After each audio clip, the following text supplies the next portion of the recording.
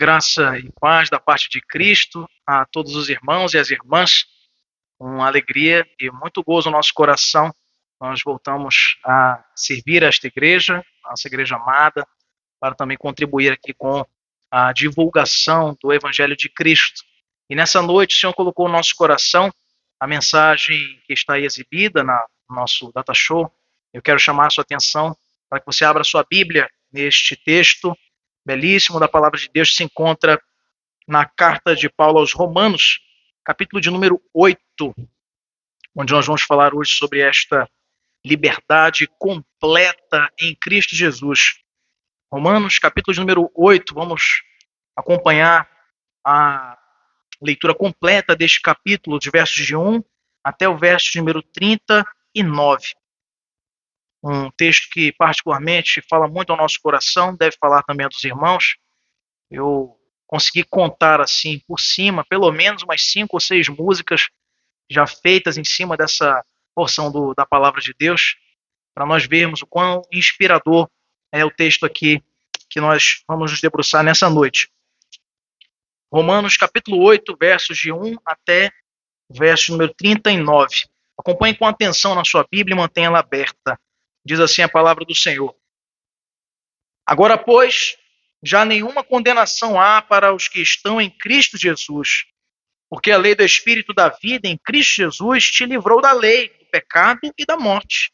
Porquanto, o que fora impossível à lei, no que estava enferma pela carne, isso fez Deus enviando seu próprio Filho em semelhança de carne pecaminosa, e no tocante ao pecado, e com efeito, condenou Deus na carne o pecado, a fim de que o preceito da lei se cumprisse em nós, que não andamos segundo a carne, mas segundo o Espírito. Porque os que se inclinam para a carne cogitam das coisas da carne, mas os que se inclinam para o Espírito, das coisas do Espírito. Porque o pendor da carne dá para a morte, mas o do Espírito para a vida e paz.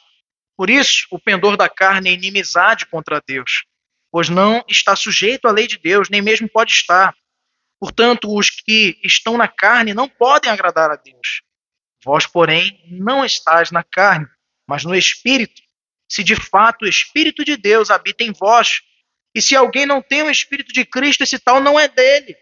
Se, porém, Cristo está em vós, o corpo, na verdade, está morto por causa do pecado, mas o Espírito é vida por causa da justiça.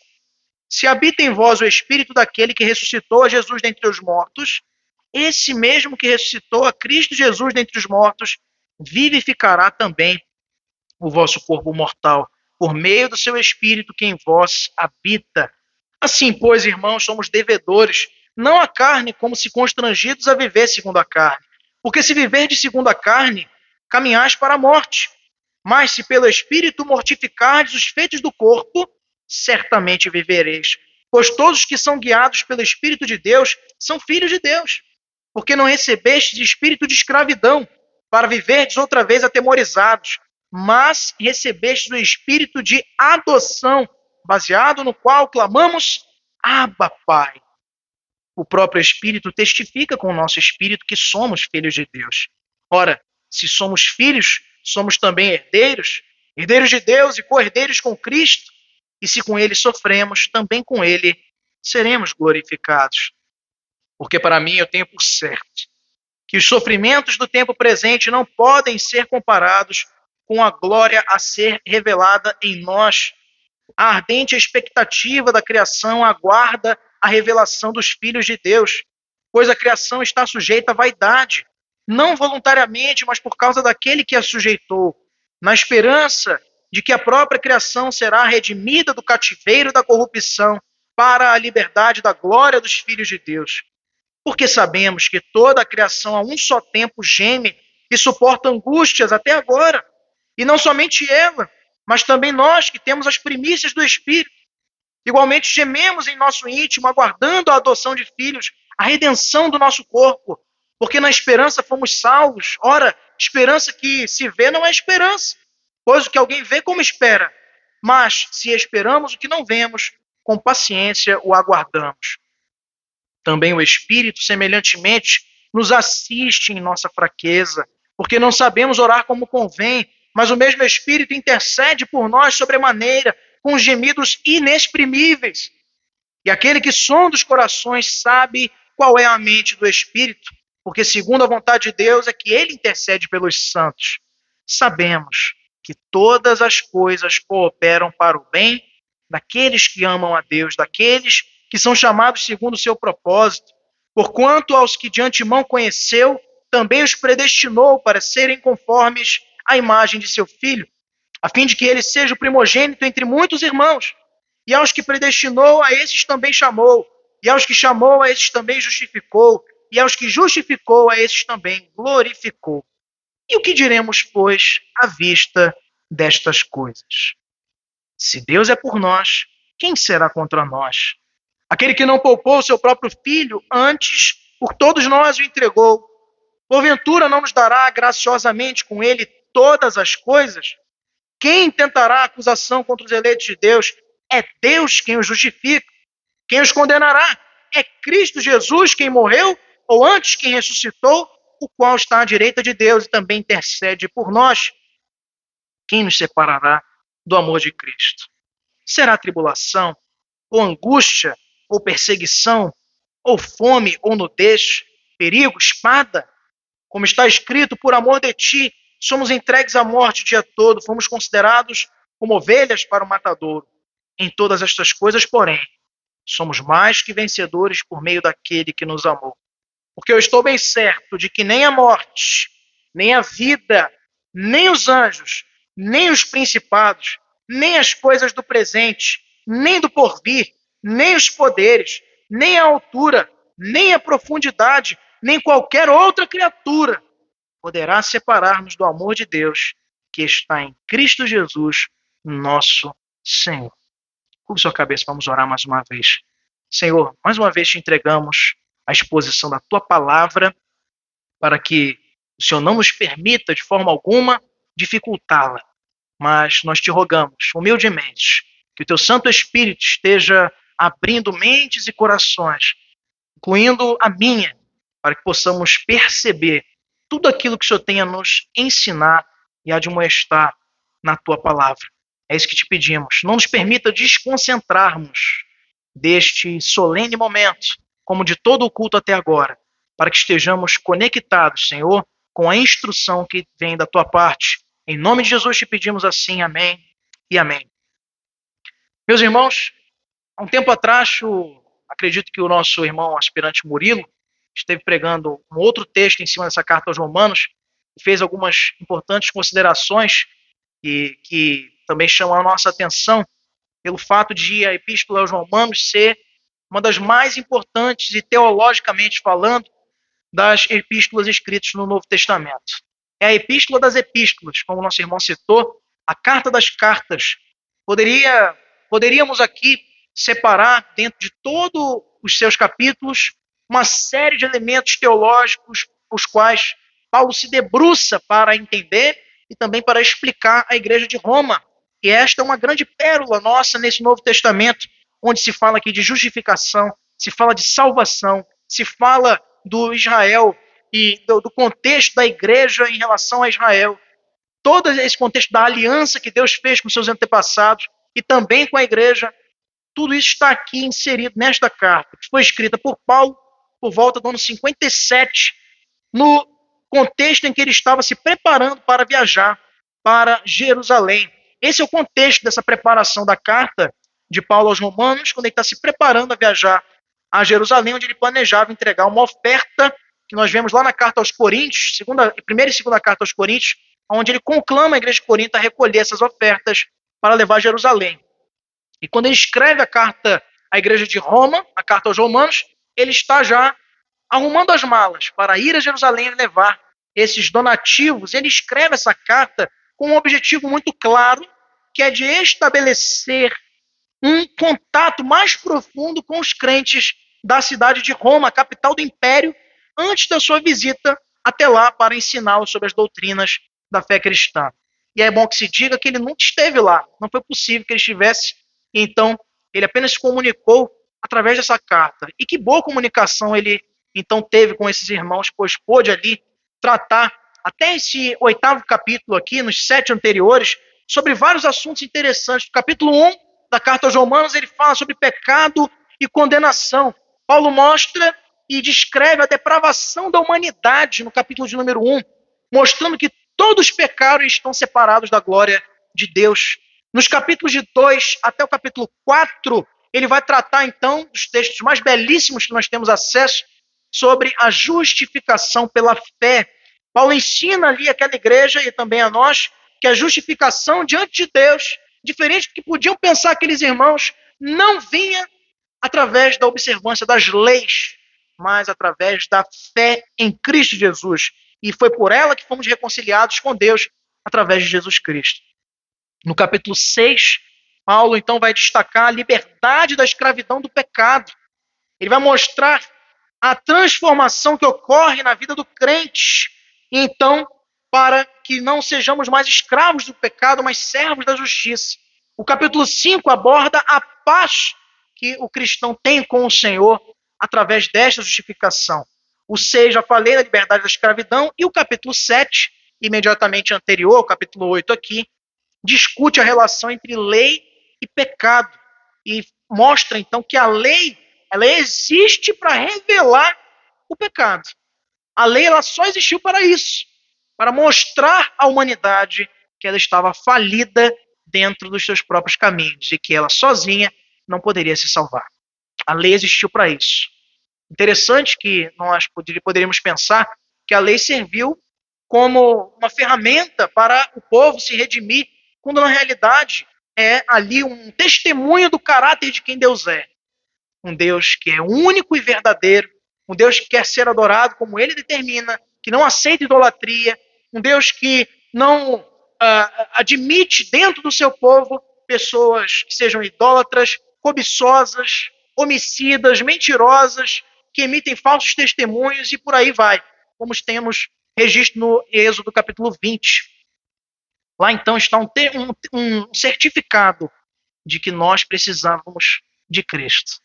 E então a lei, como o próprio Paulo vai usar aqui na linguagem, falando já aos Gálatas, ela foi como um aio, ela foi um peso para apontar para os benefícios que nós temos na graça com Cristo Jesus. E no capítulo 8, então, nós vemos então uma declaração de liberdade. Paulo ele vem aqui nessa caminhada, desde o capítulo 1, falando da justificação do pecado, da relação da lei com o pecado, da liberdade, da paz com Deus, para chegar aqui e nos apresentar uma liberdade completa em Cristo Jesus. E talvez você não tenha lido ainda esse texto sob essa perspectiva. No dia 6 de janeiro de 1941, ano que marcou a entrada dos Estados Unidos da América na Segunda Guerra Mundial, o presidente Franklin Delano Roosevelt discursou ao Congresso dos Estados Unidos com grandes e numerosas justificativas para mostrar ao Congresso por que deveria ser, então, autorizada a entrada do seu país na Segunda Guerra. E ele falou várias coisas, mas muitas de suas palavras foram esquecidas. Mas algumas ficaram marcadas na história do seu discurso, quando ele diz que o mundo que ele ansiava era um mundo alicerçado em 4 liberdades humanas essenciais. A primeira, liberdade de expressão. A segunda, liberdade de culto. A terceira, liberdade da miséria. E a última, liberdade do medo.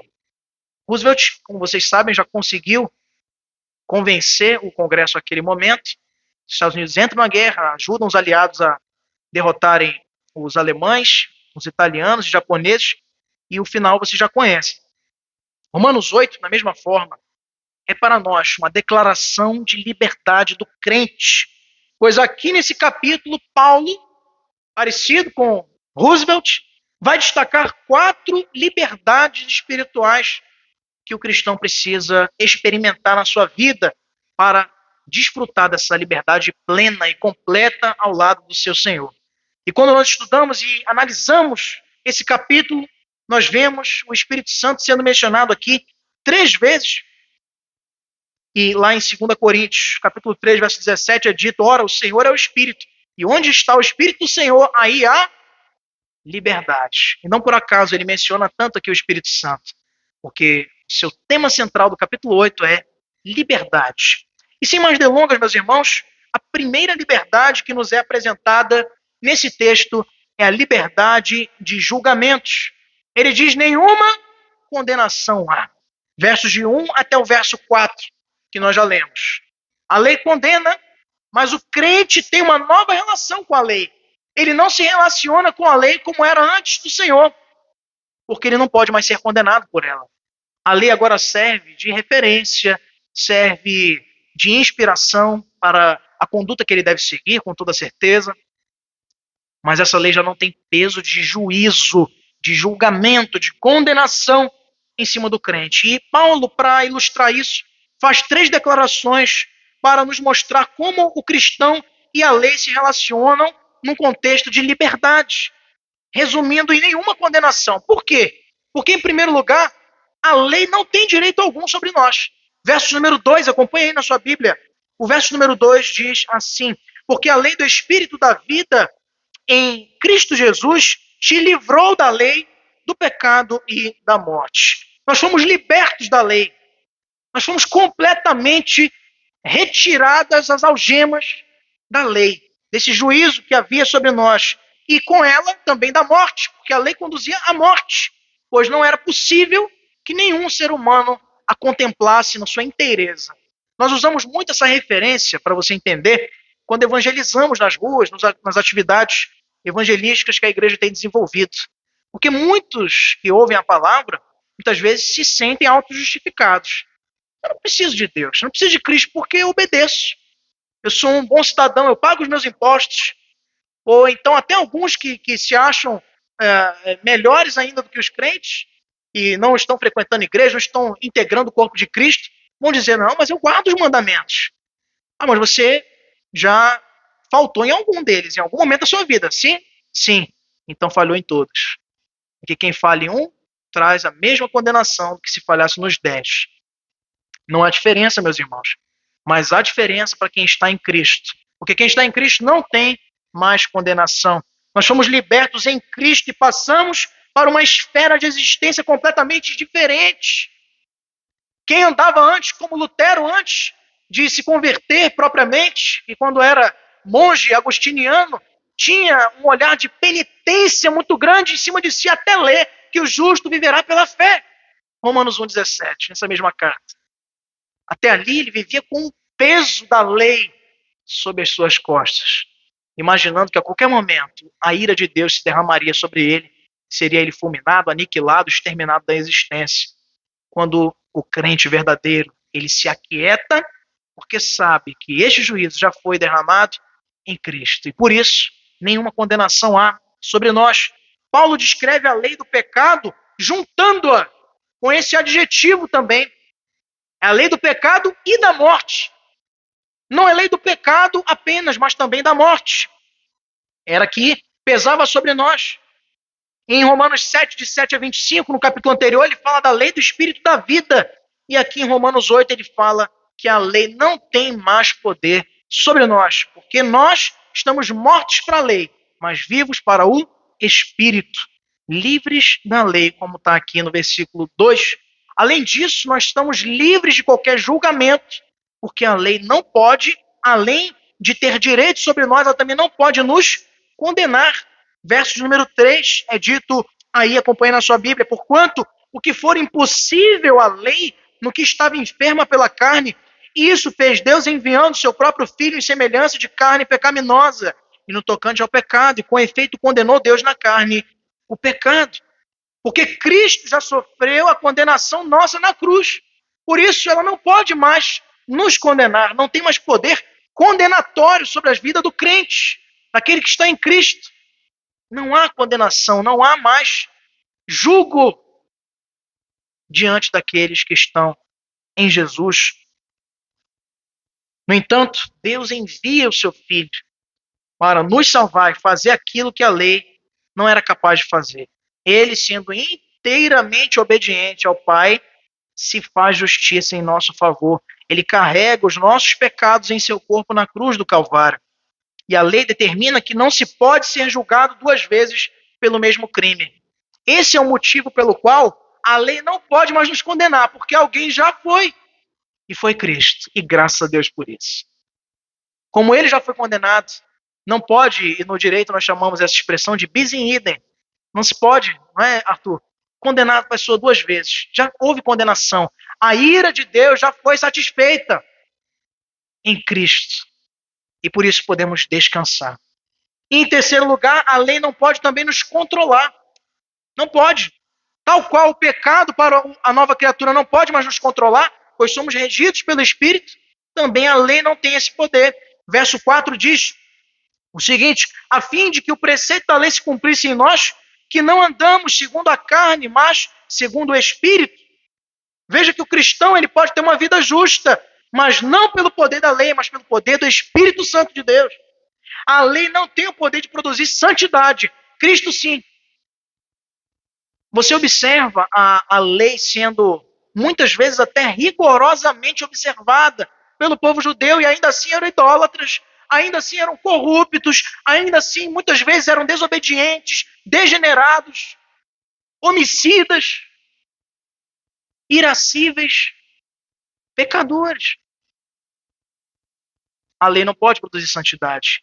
Cristo, sim. A lei não tem o poder de produzir em nós vitória sobre o pecado. Cristo, sim. É o Espírito Santo que habita em nós que nos capacita a andar em obediência à vontade de Deus. E não o nosso olhar legalista à lei. Não pense você nunca que a lei tem poder sobre você. E quando a gente fala lei aqui, às vezes você pode se sentir um pouco desconectado dessa apresentação, mas eu contextualizo para você essa expressão que Paulo usa aqui para a igreja de Roma. A lei hoje são os ritos, as cerimônias, os cultos, as celebrações, os dízimos, as ofertas, tudo isso que você não pode, não deve dar por imposição de medo de condenação, mas por amor, liberalidade e porque você é uma nova criatura. Sobre esse assunto financeiro, que é bastante delicado, nós vemos que o crente verdadeiro, ele não dizima na igreja porque o pastor está amedrontando, porque a lei determina, porque isso e aquilo. Não. Ele tem prazer em ofertar na casa do Senhor, porque o Senhor não governa apenas a sua vida, mas também o seu bolso. Isso é uma pessoa que vive livre. Ninguém precisa pedir, ninguém precisa ir atrás. Eu tenho minha consciência e o Espírito Santo é que rege a minha vida. No Espírito nós temos vida e liberdade. O preceito da lei se cumpre em nós, como está no verso 4.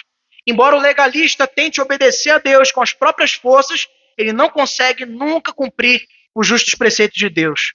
Mas o cristão guiado pelo Espírito, ele se entrega ao Senhor e experimenta, meus irmãos, a obra santificadora do Espírito em sua vida. Porque Deus é quem efetua em vós tanto querer como realizar segundo a sua boa vontade. Filipenses 2,13.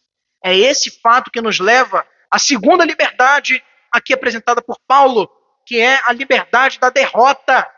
Nenhuma obrigação. Versos de 5 a 17, que nós vamos lendo no decorrer.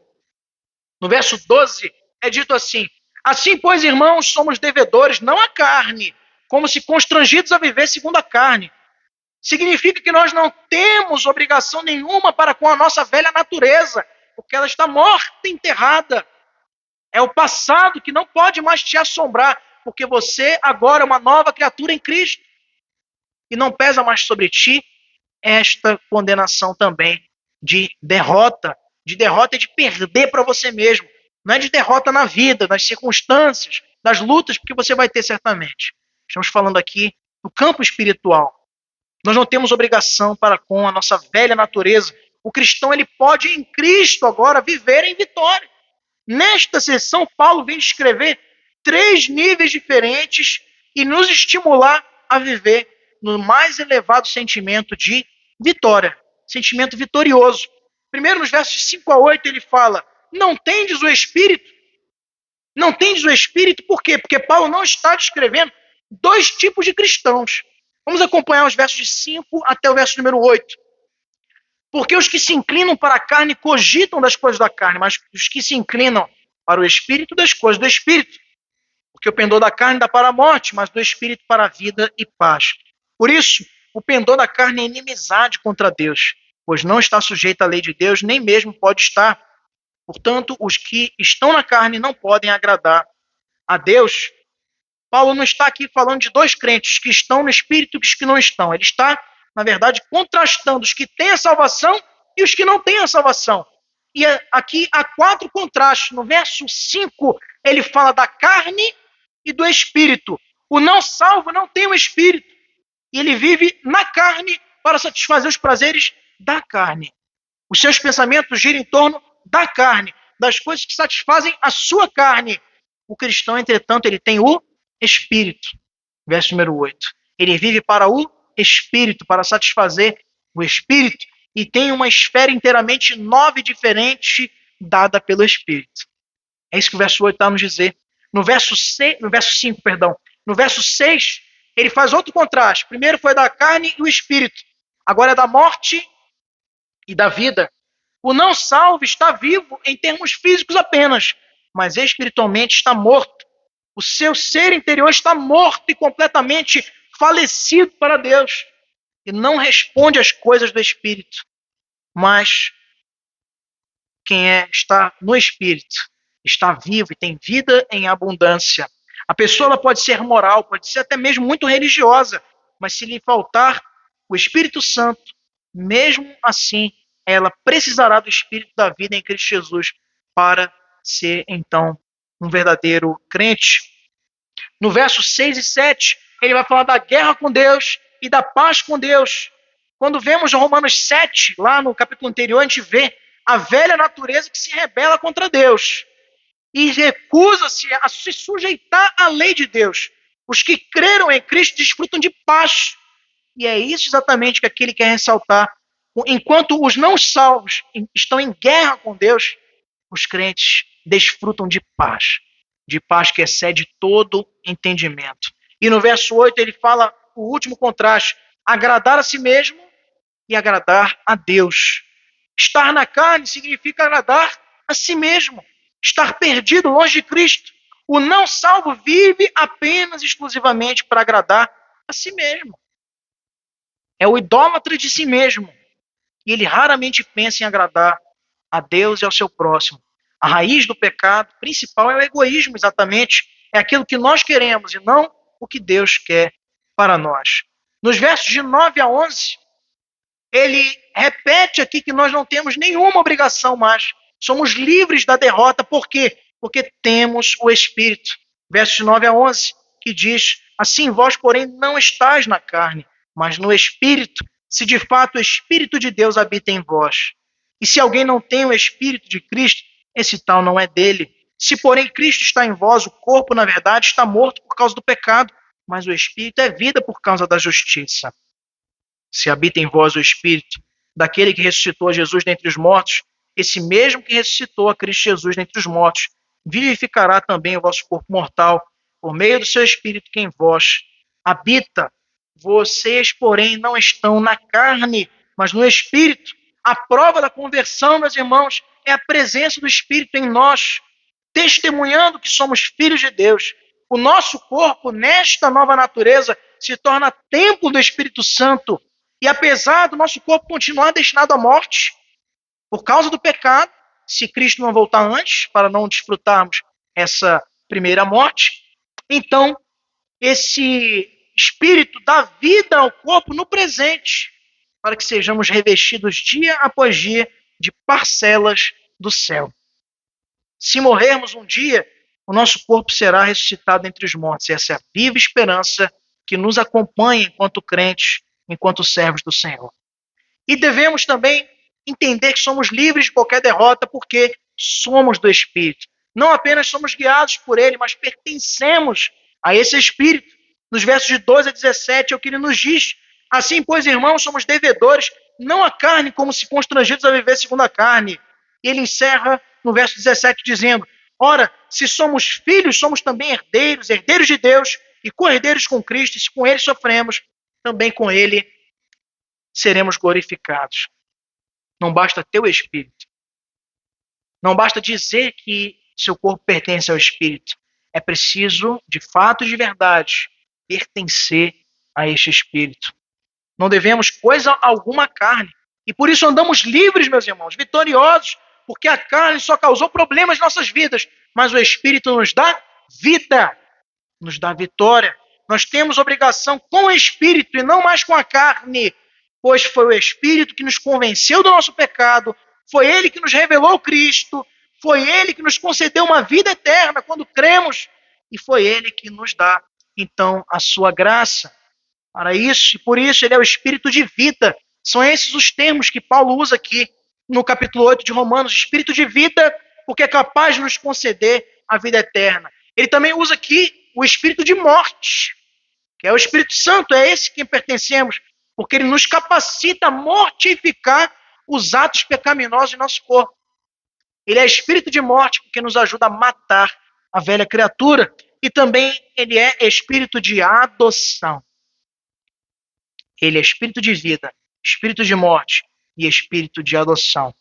No Novo Testamento, esse termo adoção significa fazer parte de uma família como um filho adulto, maduro. Esse é o termo. Quando chegamos a Deus, nós passamos a fazer parte da sua família pelo novo nascimento. E no instante que nós nascemos para a família do Senhor, Ele nos adota e nos confere a posição de filho adulto. Eu tenho labutado há alguns anos já na Promotoria de Justiça da Infância e Juventude, e desde os tempos de estágio de direito até hoje já assessorando promotores de justiça. E nós nos habituamos a estudar muitos casos de adoção. E especialmente quando, para os irmãos que não têm conhecimento, se faz tudo mediante a lei, é todo um processo que se passa com estudos, com entrevistas sociais e psicológicas, tanto com o adotando quanto os adotantes, que são os pais adotivos. E nesse processo é muito interessante quando a família teve a possibilidade de criar aquela criança em adoção desde a mais tenra idade, ela foi crescendo naquela família e desenvolvendo laços afetivos com os seus novos pais. E é interessante que, na grande maioria dos casos, meus irmãos, essa criança, embora não tenha vínculos biológicos, consanguíneos com os seus pais, na grande maioria das vezes, se parecem até fisicamente com eles. É muito incrível. É muito interessante.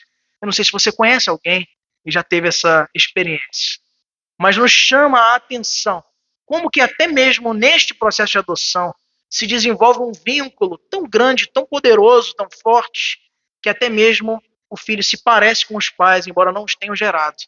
Nós não fomos gerados pelo Senhor. Fomos criados, somos herdeiros do pecado de Adão. Nós fomos gerados pelo Espírito quando fomos salvos. E a partir desse momento que somos adotados, assim como nesses casos que narrei a vocês, nós também começamos a nos parecer com o nosso Pai. O pecado deixa de fazer morada na nossa vida, nos nossos lábios, nos nossos pensamentos, nas nossas mãos, na nossa conduta e no nosso proceder. E os nossos caminhos parecem mais com o do nosso Pai. O nosso linguajar parece mais com o do nosso Pai.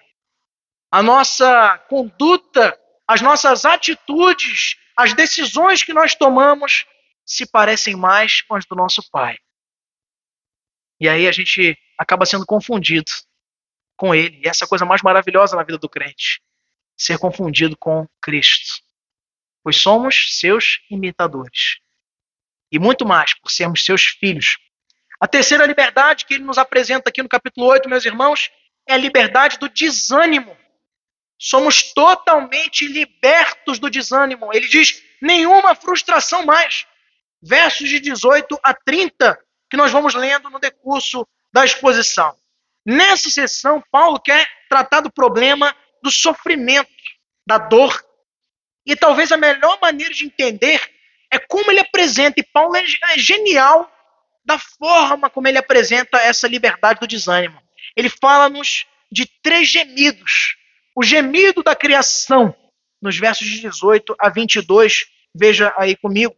Ele diz, porque para mim tenho por certo que os sofrimentos do tempo presente não podem ser comparados com a glória a ser revelada em nós. A ardente expectativa da criação aguarda a revelação dos filhos de Deus, pois a criação está sujeita à vaidade, não voluntariamente, mas por causa daquele que a sujeitou, na esperança de que a própria criação será redimida do cativeiro da corrupção para a liberdade da glória dos filhos de Deus. Porque sabemos que toda a criação a um só tempo geme e suporta angústias até agora. Quando Deus concluiu a sua criação lá no Éden, o homem, a mulher, os animais, as feras do campo, as vegetações, o firmamento, céus, mares, tudo o que existe e que foi feito pela sua mão, ele viu que era bom. É o que está lá em Gênesis 1:31. Não é? Quando ele encerra a criação no sexto dia, ele viu que era bom. Por quê? Porque foi ele que fez. Por isso era excelente. Mas hoje a criação geme. Nós nos assustamos quando, diante de relatos jornalísticos e investigatórios, temos acesso a informações de que o nosso planeta geme. A cada dia que passa, as temperaturas têm aumentado drasticamente, como nunca antes na história. Vulcões em erupção, terremotos, maremotos, furacões, inclusive no Brasil. A terra que não haviam furacões e tempestades e intempéries da natureza, mas hoje já temos. Terremotos, fatalidades, a natureza geme.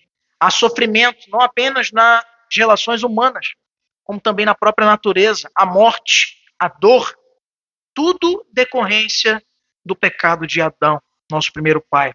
Não é culpa da criação, é culpa da degeneração do homem, que era o seu zelador, o seu fiel mordomo, e descumprindo com o mandamento do Senhor, fadou toda a criação a gemer esse sofrimento. É importante observar as palavras que Paulo aqui usa para descrever a situação da criação. Ele fala no verso 18 de sofrimento, no verso 20 ele fala de vaidade, no verso 21 ele fala de cativeiro, no verso 21 também ele fala de corrupção, e no verso 22 ele fala de angústias.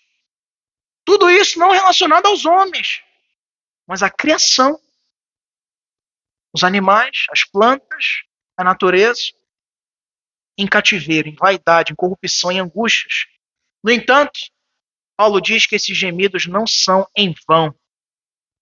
Paulo os compara com uma mulher em trabalho de parto. A dor está ali presente, mas terminará quando a criança nascer. E se verá, então, o produto de todo esse sofrimento. Um dia a criação será liberta total e irrestritamente deixará de gemer para se tornar gloriosa nos novos céus e na nova terra, onde não haverá mais morte, nem choro, nem sofrimento e muito menos pecado. Esses são os gemidos da natureza que anseia, gemendo pela manifestação da glória dos filhos de Deus. Existem os gemidos também dos cristãos, os versos de 23 a 25, onde Paulo destaca aí, e não somente ela, quem é a criação, mas também nós, quem? Os crentes, que temos as primícias do Espírito. Igualmente, gememos em nosso íntimo, aguardando a adoção de filhos, a redenção do nosso corpo, porque na esperança fomos salvos. Ora, esperança que se vê não é esperança, pois o que alguém vê, como espera? Mas se esperamos o que não vemos, com paciência o aguardamos. O motivo da criação é um, pelo qual ela geme, mas o nosso motivo de gemer é o fato de termos já experimentado as primícias do Espírito. Que coisa interessante, porque a gente agora, enquanto crentes, novas criaturas, também estamos gemendo, mas não por sofrer, por se angustiar, por se amedrontar, por se apavorar diante de notícias, de situações nas nossas vidas. Sabe por que a gente está gemendo? Porque a gente quer mais da glória. A gente recebeu as primícias do Espírito, é isso que ele está dizendo aqui. O antegozo do céu. Doses, gotas de graça. E a gente quer mais. E por isso a gente está gemendo, porque aguarda ansiosamente o nosso retorno a Canaã. A vivermos na terra que o Senhor nos prometeu, o paraíso, feliz com o Senhor. Nós provamos as bênçãos dos céus por intermédio do ministério do Espírito Santo. E isso, meus irmãos, desperta em nós naturalmente o desejo de querer mais ao Senhor, de ansiar mais o Senhor como uma corça sedenta por água. Nós assim também, já que recebemos a manifestação, a experiência de estarmos ao lado do nosso Mestre, a gente quer mais. E por isso a gente geme. Isso desperta em nós esse desejo de receber um novo corpo, de viver uma nova vida com Ele e de lhe servir para sempre, por toda a eternidade. E ainda há um terceiro gemido, aqui expresso por Paulo, que é o gemido do Espírito Santo. Até ele geme também. E aqui está no verso de 25 a 30. Veja só o que Paulo registra. No verso de 26 a 30. Também o Espírito semelhantemente nos assiste em nossa fraqueza, porque não sabemos orar como convém. Mas o mesmo Espírito intercede por nós sobremaneira, com gemidos inexprimíveis. E aquele que sonda os corações sabe qual é a mente do Espírito, porque segundo a vontade de Deus é que ele intercede pelos santos. Sabemos que todas as coisas cooperam para o bem daqueles que amam a Deus, daqueles que são chamados segundo o seu propósito, porquanto aos que de antemão conheceu também os predestinou para serem conformes à imagem de seu Filho, a fim de que ele seja o primogênito entre muitos irmãos, e aos que predestinou, a esses também chamou, e aos que chamou, a esses também justificou, e aos que justificou, a esses também glorificou. Deus se preocupa com as provações do seu povo. Ele é um Deus que se preocupa contigo e comigo. A todo tempo, ele se preocupa. E a prova disso é o Espírito Santo que geme por nós. Ele geme por nós. Em muitas ocasiões na Bíblia nós vemos essa expressão divina também aparecer. Quando ministrava no seu ministério aqui na terra durante 3 anos, Jesus gemeu ao ver o que o pecado fazia com a humanidade. Diante de Jerusalém desobediente, totalmente rebelde, ele chora. Jerusalém, Jerusalém. Quantas vezes eu quis reunir-vos como uma galinha reúne seus pintinhos, mas vós não o quiseste. Ele chorou. E hoje o Espírito continua a gemer conosco. Ele sente contigo, meu irmão, o peso das tuas fraquezas e dos teus sofrimentos. Mas o Espírito, ele não se atém a gemer. Ele também ora conosco por meio desses gemidos inexprimíveis. O inexprimíveis aqui, se você não sabe, tratam-se de gemidos que não podem nem ser ditos. São impronunciáveis. São gemidos que você pode não ouvir, mas que estão acontecendo. Porque ele ora por nós no meio destes gemidos, a fim de que sejamos nós conduzidos para a vontade de Deus. Nem sempre, e quase nunca, na verdade, nós sabemos qual é a vontade de Deus. E por isso a gente não ora como convém, como Tiago adverte na carta que a gente expôs em julho, aqui na igreja. Mas o Espírito mesmo assim intercede. Por isso você pode ficar seguro. Poxa, eu não sei orar. Fique tranquilo. Ele intercede por nós com gemidos inexprimíveis, para que vivamos sempre dentro da sua vontade, dentro do seu querer, apesar do sofrimento que vamos enfrentar. Ele nos assiste em nossa fraqueza, o que diz aqui o texto. Como é possível nos sentirmos desanimados, frustrados, quando já participamos parcialmente da glória de Deus? O nosso sofrimento de hoje, é o que Paulo quer dizer aqui, ele não deve mais pesar como condenação sobre nós, porque dele somos livres. Não há como mais conciliar na vida do crente frustração, porque ele agora está esperando, contando os dias para estar na glória com o Senhor, quando Jesus Cristo voltar. O povo cristão, ele se destaca exatamente por essa distinção, essa diferença. Porque ele enterra os seus cantando. E não com tristeza, mas com a alegria de que mais um foi ver o Senhor. Eu já estou querendo também ir. Que isso, seminarista? Aqui é morrer, ainda tem muita obra para fazer aqui na igreja. Enquanto o Senhor me preservar aqui. Mas a gente não pode se esconder, meus irmãos, debaixo de materialidades, de coisas passageiras. Tudo isso aqui é pó e nada comparado ao que tem ele nos reservado nas moradas do céu. E a quarta e última liberdade que Paulo nos apresenta aqui nesse texto belíssimo é a liberdade do medo. Não há mais espaço, cativeiro de medo. Nenhuma separação ele nos mostra. É o que está nos versos de 31 a 39. E eu quero chamar a sua atenção para lermos agora. Que diremos, pois, à vista destas coisas? Se Deus é por nós, quem será contra nós? Aquele que não poupou seu próprio filho, antes por todos nós o entregou, porventura não nos dará graciosamente com ele todas as coisas? Quem intentará acusação contra os eleitos de Deus? É Deus quem os justifica. Quem os condenará? É Cristo Jesus quem morreu, Ou antes quem ressuscitou, o qual está à direita de Deus e também intercede por nós? Quem nos separará do amor de Cristo? Será tribulação, ou angústia, ou perseguição, ou fome, ou nudez, ou perigo, ou espada? Como está escrito, por amor de ti somos entregues à morte o dia todo. Fomos considerados como ovelhas para o matador. Vamos ler todos juntos a partir do verso 37 até o 39. Em todas estas coisas,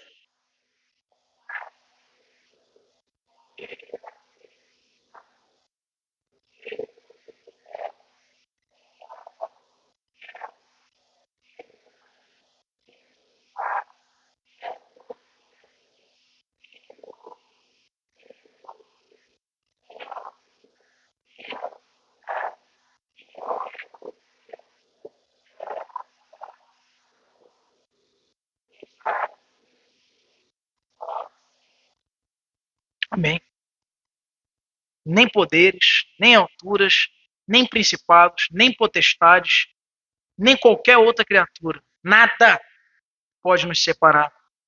Nós, em Cristo, desfrutando da sua graça, da sua salvação, não temos mais sobre nós condenação. É a primeira liberdade que apresentamos. Não temos mais obrigações com a carne, porque somos governados pelo Espírito de Deus, que nos capacita a vencer a carne e viver para Deus.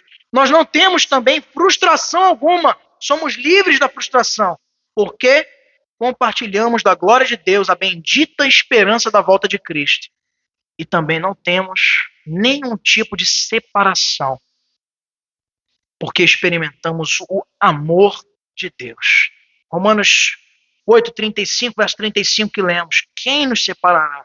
É uma pergunta, na verdade, retórica, usada aqui por Paulo, para contra-argumentar alguém que pudesse apresentar algum tipo de separação. Ele fala, mas quem?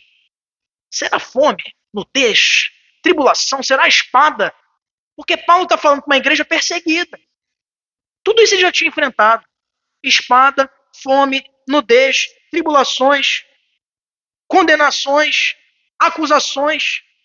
E ele usa com esse jogo de palavras estrategicamente para poder confortá-los e dizer: fiquem tranquilos, nada pode separar-vos do amor de Deus que está em Cristo Jesus. A ênfase dessa última sessão é segurança nesta liberdade. Nós não precisamos temer o passado, nós não precisamos temer o presente, nós não precisamos temer o futuro, porque estamos seguros no amor de Cristo. E Paulo apresenta 5 argumentos para dizer por que você tem que caminhar nessa liberdade, de qualquer tipo de medo. Caminhe sem medo. Por quê? Porque não há separação. Mas por que não há separação? Primeiro, porque Deus é por nós. Verso 31. Se Deus é por nós, ele já diz, quem será contra nós? Acabou a conversa. Se Deus é por nós, quem vai ser contra nós? Quem vai intentar acusação contra os eleitos de Deus? É Deus que justifica. Tem alguém maior que Deus para questionar ele da justificação que ele mesmo operou na vida de vocês? Então, fiquem tranquilos. É ele quem o justifica.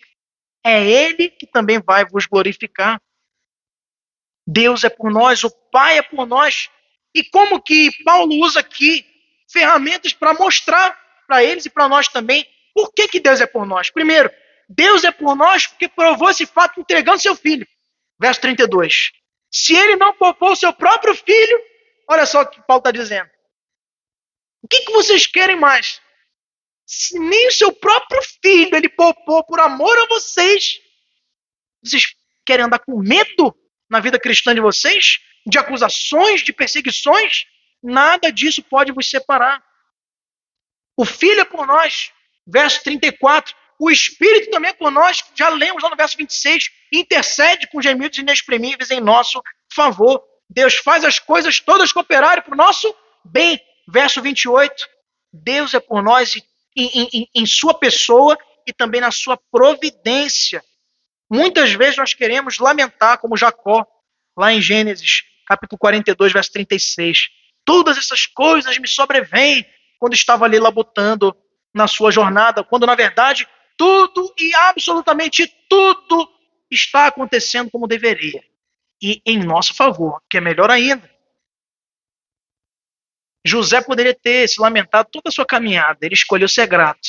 E ele viu no final de toda uma história de ter sido vendido pelos seus irmãos como escravo, dado como morto por seu pai Jacó, preso uma vez, depois acusado injustamente pela esposa de Potifar, preso de novo. E depois Deus o honrou e usou a vida dele para salvar muitas nações da fome. Todas as coisas cooperam porque Deus é por nós. O cristão precisa começar cada dia, meus irmãos, todo dia, ciente de que Deus é por nós. Você não tem o direito de sair da sua cama para ir trabalhar, para fazer um cafezinho, para conversar com o vizinho, para receber a família, para fazer o que for, sem ter esta certeza no teu coração que Deus é por nós. Aconteça o que acontecer, Deus é por nós. Custe o que custar, quem será contra nós? Eu é que sei que pensamentos tenho a vosso respeito, diz o Senhor. Pensamento de paz e não de mal, para vos dar o fim que desejais. Jeremias 29, verso 11. Deus é por nós. Nós podemos caminhar sem medo de que não há separação do seu amor, porque Deus é por nós e porque Cristo morreu por nós. Verso 32. Nós vemos aqui uma argumentação em ordem crescente.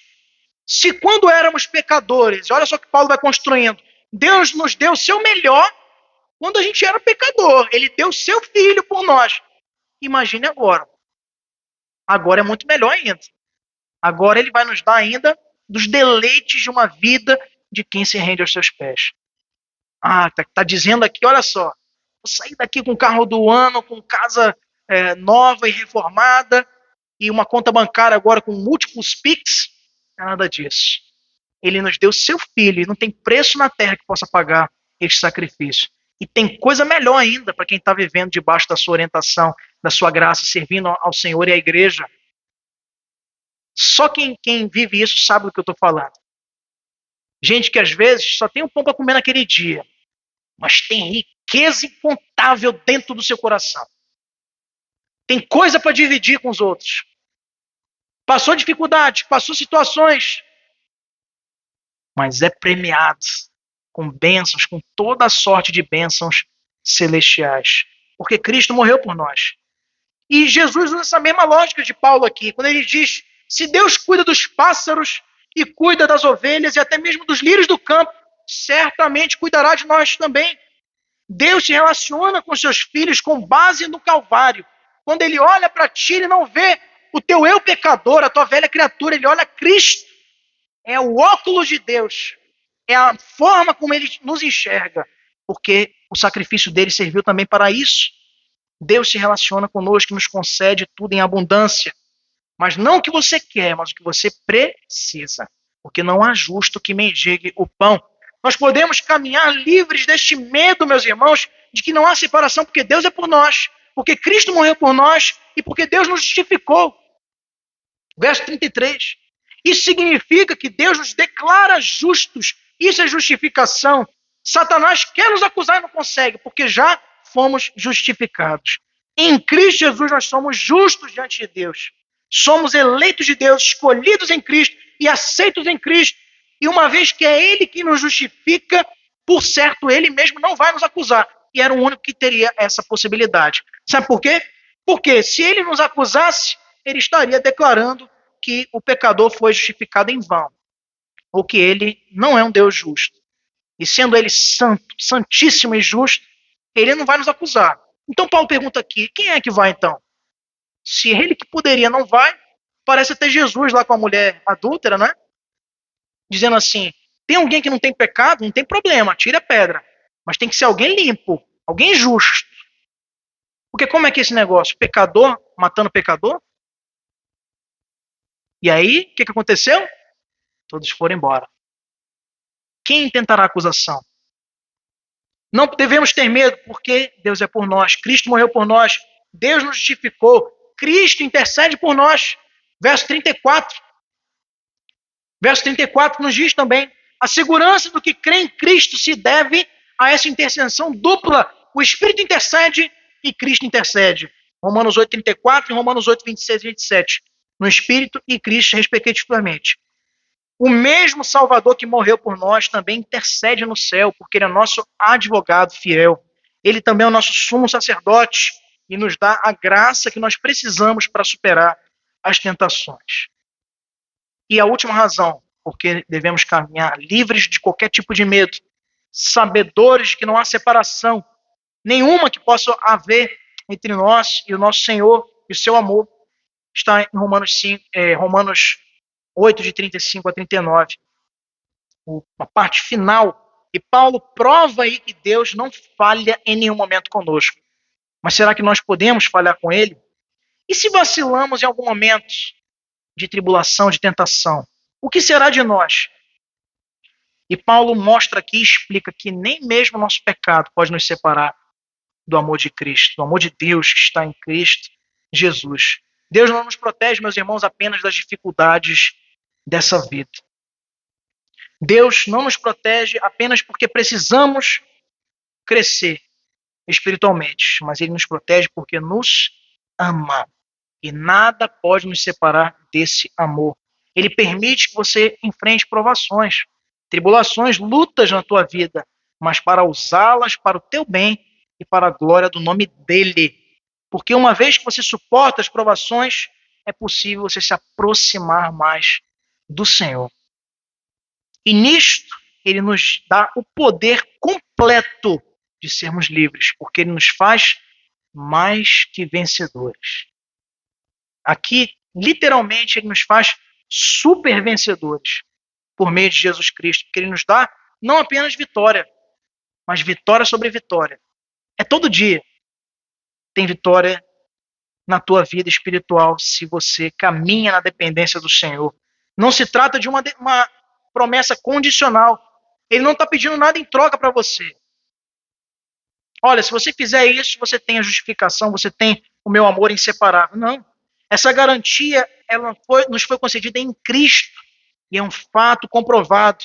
E nós nos apropriamos dela, porque estamos em Cristo e nada pode nos separar do seu amor. Podemos crer nessa verdade e também nela nos regozijar. Quando nós olhamos para esse capítulo maravilhoso, meus irmãos, nós vemos que o cristão é plenamente vitorioso. Estamos livres de qualquer julgamento, pois Cristo morreu por nós e temos a sua justiça em nosso favor. Estamos livres de derrotas para principados, potestades, espiritualmente falando, pois Cristo vive em nós e o seu Espírito labuta em nosso favor. Estamos livres do desânimo, porque Cristo vem nos buscar para participarmos também da sua glória de maneira completa. E estamos livres do medo, porque Cristo intercede por nós e não podemos ser de forma alguma separados do seu amor. Nenhuma condenação, nenhuma obrigação, nenhuma frustração e também nenhuma separação. E a pergunta que eu te faço é: se Deus é por nós, quem será contra nós? Fique de pé nesse momento. Vamos orar ao Senhor e encerrar esse momento da exposição da palavra do Senhor. Feche seus olhos. Senhor, nós te agradecemos, Pai, pela tua infinita bondade. Te agradecemos porque, mesmo quando andamos vacilantes, querendo esmorecer na nossa caminhada, a tua palavra nos injeta ânimo e coragem para sabermos que nós servimos a um Deus vivo e verdadeiro, que deu seu Filho por nós e que nos ama até as últimas consequências e que nada, nem ninguém pode nos separar desse amor maravilhoso. Nós te louvamos, Senhor, e nós te agradecemos, porque nós não somos dignos desse amor, nós não somos merecedores desse amor, mas da mesma feita, em Cristo, o Senhor nos concede esse acesso a esse amor incondicional e maravilhoso que acabamos de nos debruçar nessa noite. É impossível, Senhor, que possamos, meu Pai, viver alheios à profundidade desse amor maravilhoso, sem ter a nossa mente, a nossa consciência, a nossa conduta constrangida a viver de uma forma que te agrade. Nós queremos te pedir que o Senhor aplique aos nossos corações essa verdade. E nos traga, Senhor, no desafio da vida com Cristo que o Senhor tem nos colocado a viver. Que possamos, Senhor, superar os desafios dia após dia. Nos erga, Senhor, a sempre, quando estivermos com medo, quando estivermos frustrados, quando estivermos com intenções de satisfazer a carne, quando estivermos, Senhor, andando debaixo de leis, que possamos erguer a nossa vista e olhar para a Tua graça e identificar o Teu amor inesgotável, que nunca nos desampara. Louvado seja o Teu nome, porque a Tua palavra foi lida, foi explicada, e a aplicação, nós te pedimos que Teu Espírito Santo a realize, nos capacitando para isso, em nome e no amor de Cristo Jesus. Amém e amém.